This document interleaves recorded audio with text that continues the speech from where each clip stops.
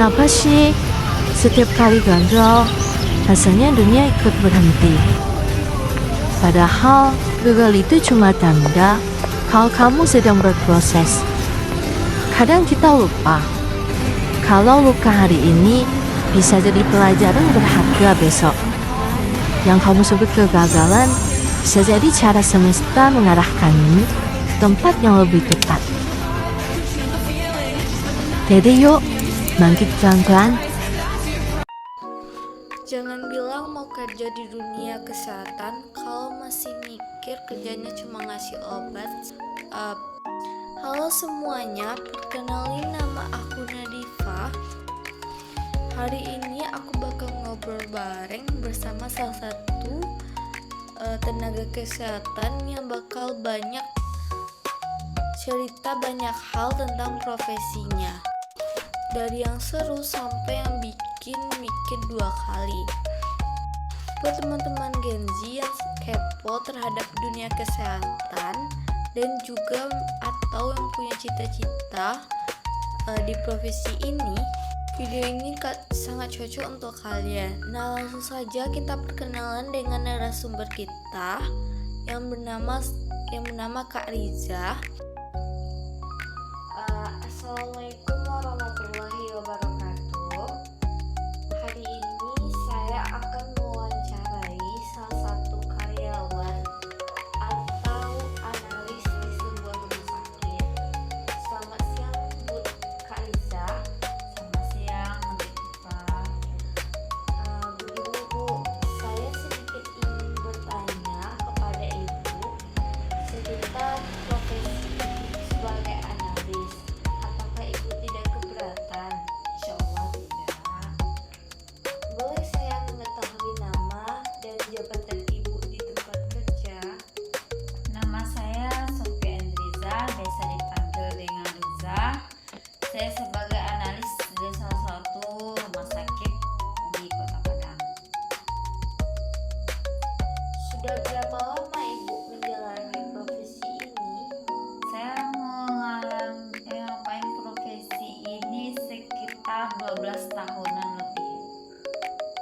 Alasan Ibu memilih profesi ini sebagai karir apa ya Bu? Alasan saya memilih karir ini adalah karena prospeknya yang bagus. Pendidikan apa saja yang bisa untuk pekerjaan di bidang ini? Pendidikan yang bisa ditempuh itu dengan D3 ATLM. Oh ya, ATLM itu apa ya Bu? Kalau ATLM itu adalah analis teknologi laboratorium medik. Boleh nggak Bu menjelaskan secara singkat mengenai tugas dalam profesi ini? Tugas sebagai analis adalah melakukan pengujian dan analisis sampel seperti bahan kimia, pemeriksaan DNA, cairan tubuh untuk menganalisis data yang akurat dan tepat waktu. Bagaimana Ibu mengikuti perkembangan inovasi terbaru dalam bidang analisis kesehatan? Untuk mengikuti perkembangan terbaru ini, di mana rumah sakit akan menyiapkan seperti pelatihan atau seminar atau workshop yang harus diikuti di setiap rumah sakit. Selanjutnya, keterampilan apa saja yang menurut Ibu diperlukan untuk menjalani profesi ini dengan baik? Kemampuan untuk mengoperasikan alat laboratorium, kemudian ketelitian dan kesabaran tinggi, pengetahuan tentang biologi, kimia,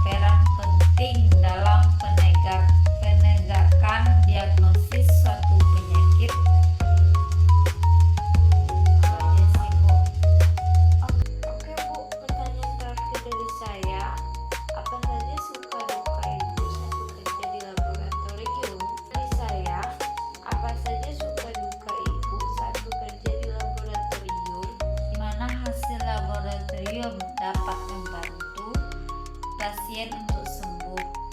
Bisa menggunakan alat canggih seperti hematologi, PCR, mikroskop. Kalau untuk dukanya adalah sebagai analis risikonya untuk terpapar atau tertular penyakit sangat tinggi. Kita harus teliti dan tepat waktu serta cepat.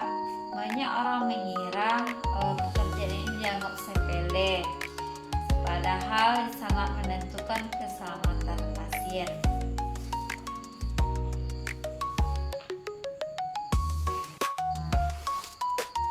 Oke, terima kasih atas wawancara hari ini, dan juga saya dapat pengetahuan juga tentang profesi ibu, dimana saya bisa memilih dari sekarang kemana saya harus melanjutkan studi saya untuk mencapai masa depan yang lebih baik. Assalamualaikum warahmatullahi wabarakatuh. Waalaikumsalam warahmatullahi wabarakatuh.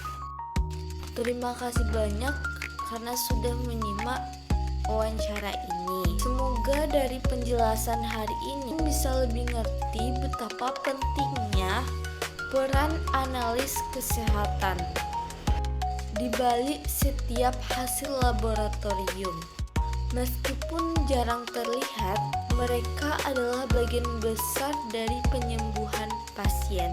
Jangan lupa dukung terus konten-konten aku berikutnya, dan semoga ini bisa menjadi inspirasi bagi kalian yang pengen terjun ke dunia kesehatan. Kalau begitu, assalamualaikum warahmatullahi wabarakatuh. See you and next time.